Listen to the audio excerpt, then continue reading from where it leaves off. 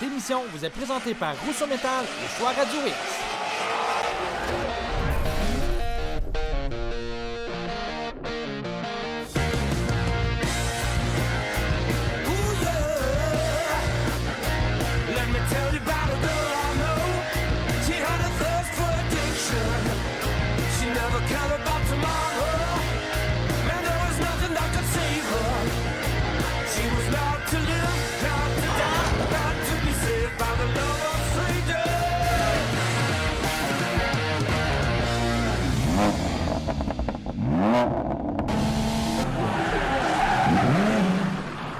Salut tout le monde, on vous souhaite la bienvenue à cette deuxième émission en direct du Grand Prix de Trois-Rivières. Trois-Rivières. Trois-Rivières. Trois-Rivières. Je t'avais interdit de chanter pour le reste de la saison, mais Oh, mais laisse-moi exceptionnellement chanter, ça, c'est aujourd'hui. du rap. Hey, mais ton synchronisme, hein, ça va pas du tout. Hey, écoute, Aujourd'hui, ça a été l'enfer encore une fois à Trois-Rivières. eh oui, à Trois-Rivières. Il a Alors- fait chaud à Trois-Rivières. Incroyable, 36 degrés, gros soleil. Les pompiers, trop chaud. Hey, le monde capotait, tout le monde a capoté. On vous en dit pas plus, on vous laisse là-dessus. Deuxième émission, c'est la course. Maintenant à Festival.tv, là, tu sais qu'est-ce qu'on dit? On fait Trois-Rivières. Trois-Rivières.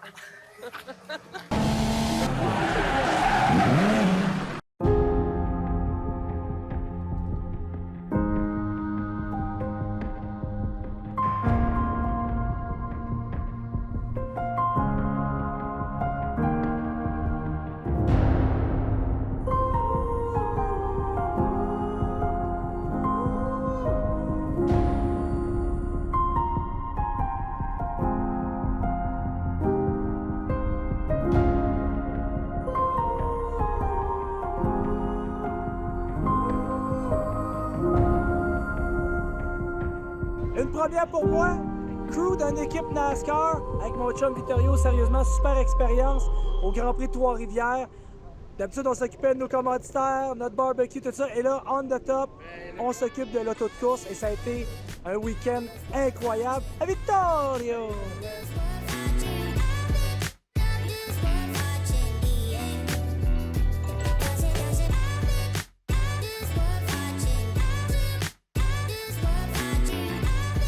Qu'est-ce que serait un Grand Prix de Trois-Rivières sans les Frères du Moulin? Et on a JF avec nous. Comment ça va? Ça va bien? Comment tu te sens d'abord de retour encore, bien sûr, pour cette édition 2025 du Grand Prix de Trois-Rivières? Ben, on est bien content. Regarde, on va être encore compétitif durant la course. On a eu du changement entre la qualif et la course. Je pense que la voiture est meilleure. Je suis là pour monter en avant, pour qualifier 12 pour où je voulais être. Un peu plus loin que je pensais. Oui. Ben, il y a 60 tours à faire. D'habitude, j'ai réussi à remonter graduellement. Toujours très heureux d'être au Grand Prix. C'est chez nous, Grand Trois-Rivières. On vient d'ici, donc très belle organisation. Les bénévoles, les organisateurs travaillent très fort tous les ans pour rebâtir un circuit urbain. On le sait, c'est une fois par année. On peut pas venir pratiquer ici, s'amuser, puis c'est une fois par année, donc il faut en profiter. Puis les fans sont encore là en grand nombre. Beaucoup de voitures cette année, il fait beau, il fait chaud. Ça va être un super de bon spectacle, j'en suis convaincu. Je me sens très bien pour une belle journée, avoir du plaisir. On avait des petits problèmes de moteur, donc on flippe un 25 cents, on fait ça beaucoup sur la chance pour aujourd'hui, mais en même temps, ça m'enlève comme une pression, puis juste comme la même lutte aujourd'hui. Yeah, it's amazing to be here. This GP is a real history. It's many years of pure racing. It's an honor to be racing here. And yeah, thanks to our partners, Rosso Metals, Festi Drag TV, for having me here. It's really an honor, and we will go for it and try to give the sponsors a good result, you know?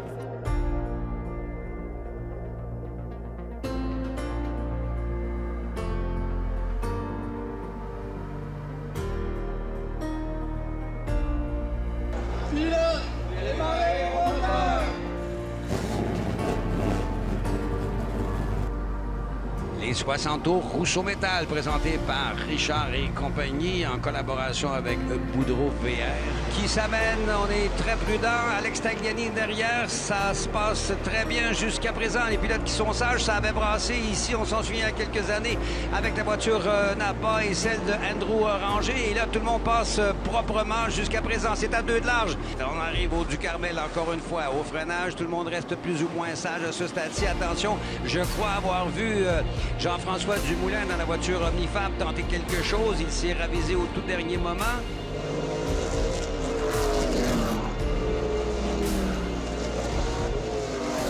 Andrew Ranger celui qui a le plus de podiums et le plus de victoires ici. C'est lui qui, dans la voiture payée groupe STCH, s'amène au virage numéro 1. Attention, il faut bien passer dans la cuvette, là. Il y a un départ vers l'intérieur de la piste qui donne une adhérence particulière. Si vous sortez en dehors, il y a des bonnes chances que vous partez en longue et interminable glissade. Qui n'est pas très payante pour les temps autour. Et qui est à la 4e position? Raphaël Lessard. Exactement. Quelle remontée absolument incroyable.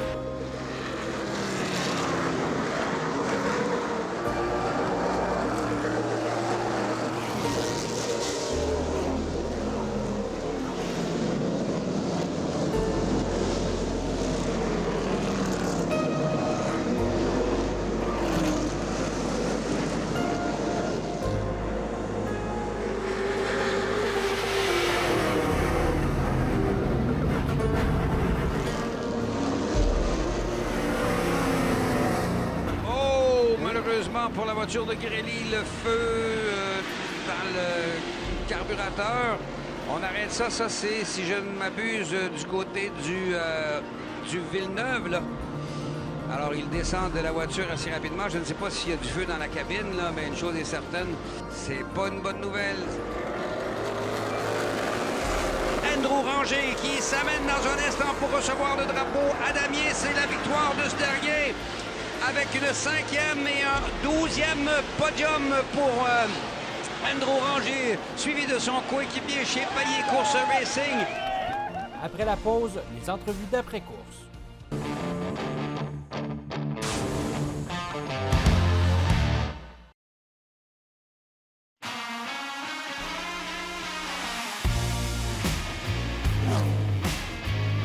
Après avoir vécu la course en son et en images, voici maintenant le résumé par les commentateurs Didier Scrannon et Carl Nadeau. À un certain moment donné, on se souviendra que c'était Camira qui était parti en pole position. Ça, c'était lors d'une relance, bien sûr, où ça a brassé tout particulièrement. Jeune Bergeron s'est fait prendre par une sortie de piste de Tige qui a été serré à l'intérieur.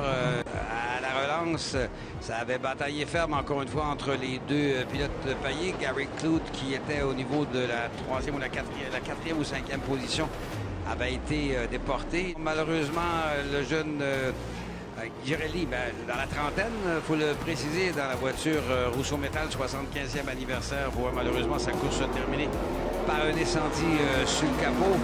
Ça a brassé particulièrement entre LP et MA, Marc-Antoine, alors que malheureusement, dans la voiture bumper to bumper, M. Fortin va faire un tout droit pour aller taper le mur au virage numéro 6. Et malheureusement pour le 87, Sam Fellows qui roulait dans le top 6, si je me rappelle. Des dommages trop importants à la voiture. Il abandonne cette dernière, ce qui fait qu'on va y aller avec ce fameux vert blanc damier. Ça s'est relativement bien passé. Quand même un certain soulagement d'avoir eu une relance propre pour terminer la course.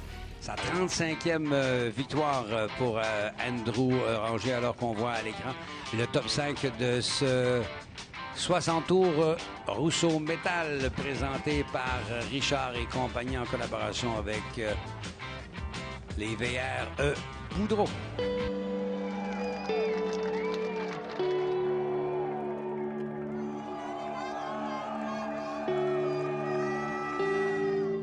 Félicitations d'abord pour cette belle victoire-là. Grand Prix de Trois-Rivières, je pense qu'on l'attendait depuis un bout, hein? Oui, ça fait depuis 2012 que je l'avais pas remporté ici. Fait que de pouvoir gagner devant ma famille, mes amis, mes chums, mes commanditaires, bref, c'est juste complètement malade. Je suis vraiment content. Comment tu as préparé cette course-là? Puis à quel moment tu t'es dit, je pense qu'on l'a? Ouais, écoute, tu sais, dans le fond, en qualification, la voiture était super rapide. On a fait le deuxième temps seulement 1/10 la pole. On a quoi entre les mains, tu sais. Puis dans la course, mais c'est de gérer, comme tu as dit, les freins, les pneus, le gaz qui était important. Oui. On a pité vraiment tôt, fait que c'était un risque de manquer de gaz vers la fin. Mais avec Marc-Antoine sur le dernier restart, j'ai vu qu'il était retombé deuxième. Oh! Là, il fallait pas que je fasse une erreur. Écoute, on a remporté la victoire ici, fait que très content. Yeah, it was a very good race. We were saving brakes. We're running the P11 so close to top 10. The throttle pedal broke, so I had no throttle pedal. So the car caught fire. I had to come out of the car yeah, happens. A mechanical failure happens, but yeah, fantastic to be here. Awesome experience, and thanks to Euro NASCAR, Rosso Medal, and Fast and Drag TV for making this happen. Hopefully, we will be back next year. Il a fait assez chaud, là. Hey, je comprends. C'était une des courses les plus chaudes que j'ai faites. Mais pour vrai, d'expérience, c'est une des plus chaudes que tu as faites.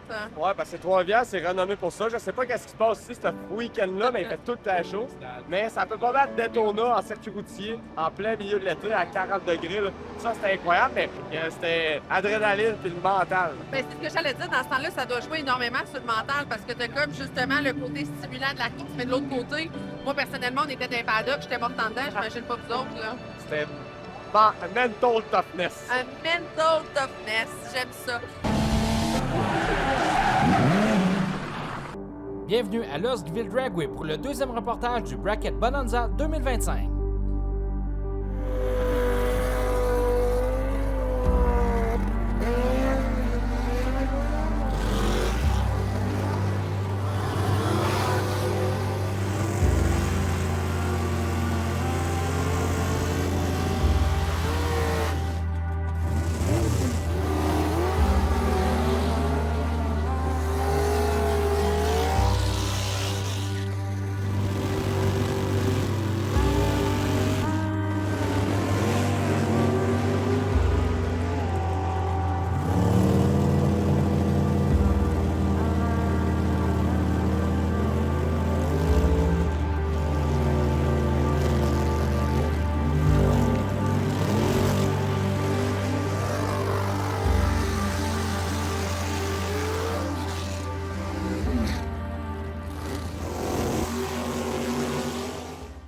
Hi, I'm Vicky Ogilvie, and I'm part of the Ogilvie Motorsports racing team. My husband, Mike, and my two daughters, Rachel and Ashley, we all race together. I started racing, I guess this is my 11th year this year, and the kids started in juniors, so I had a late start. So my husband and I own Ogilvie's Auto and Fleet Service in Jasper, Ontario, and we both work full-time, and we race just about every weekend, so it's a lot of work, but we enjoy it so much that it's worth it.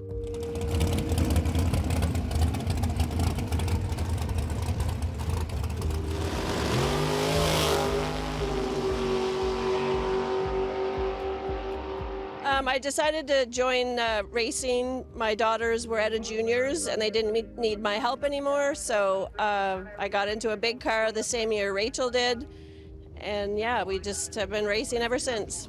My favorite thing about racing is the speed and the challenge, getting on the track and just being a competitor. Everyone treats me like a driver, which is nice.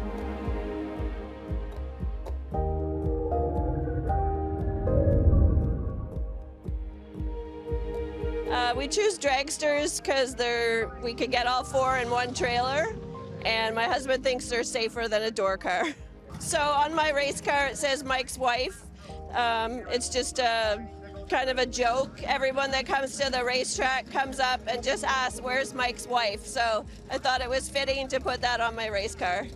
We started racing when the kids were young, and this became our summer cottage, so we just continued to come here, and everyone we've met here has become really good friends. So we look forward to coming every weekend, seeing all our friends. I've been in the finals lots of times, so I'm anxious to have my first win. Brandon Barker Racing, he did a little tutorial school this year, and I learned a lot there, so I'm hoping this year is going to be my year to win.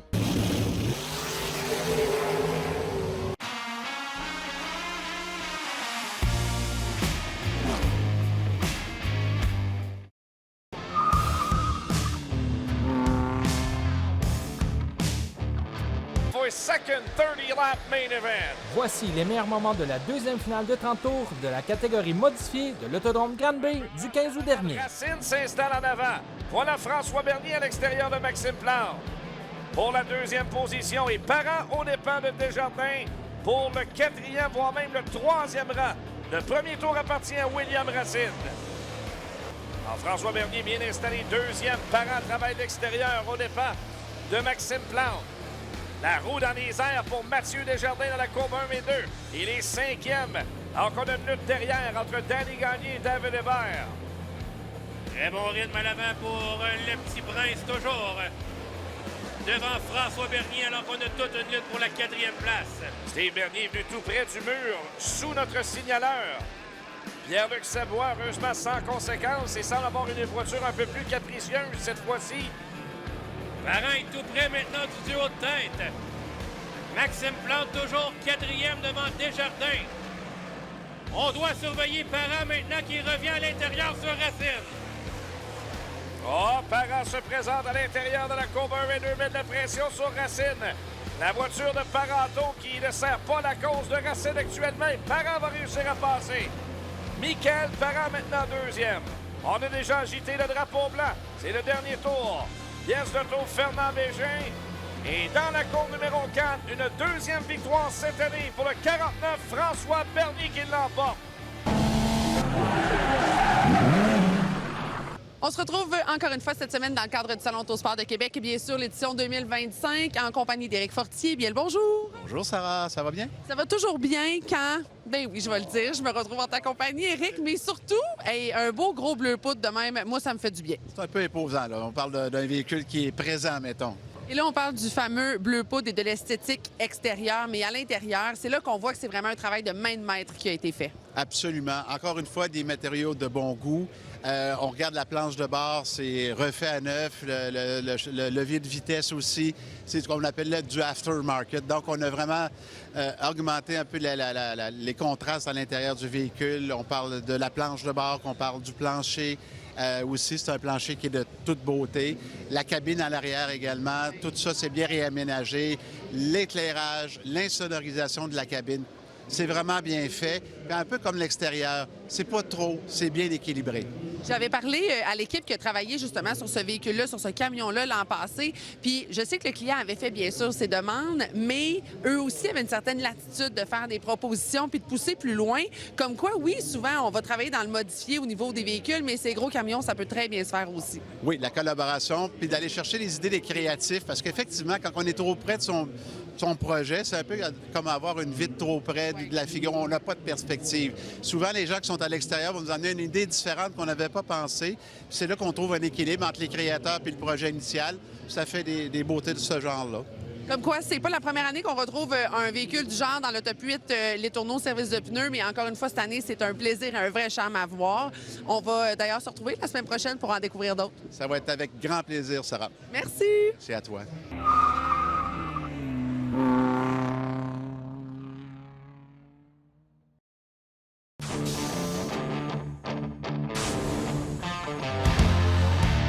Deuxième reportage sur la vedette télé de Rust Valley Restorers, Mike Hall. L'équipe de Festidrag.tv ainsi que Rousseau Metal avait décidé d'offrir un beau cadeau aux producteurs de l'émission Matthew Souchok, Avery Chauffe ainsi qu'à Mike Hall. Voici le superbe résultat final. Martin s'est rendu du côté de la Colombie-Britannique pour leur livrer en personne.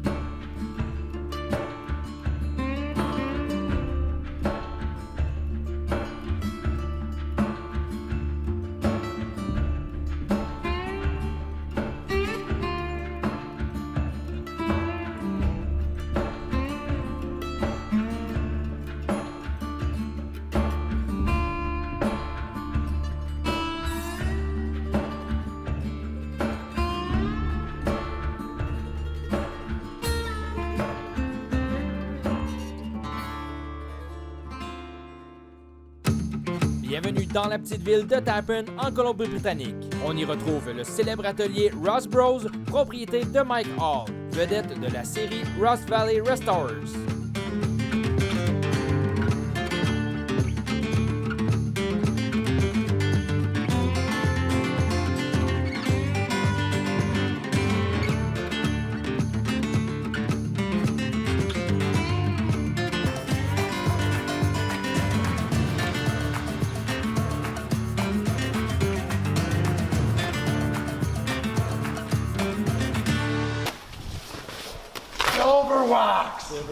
Oh, look at that. Avery!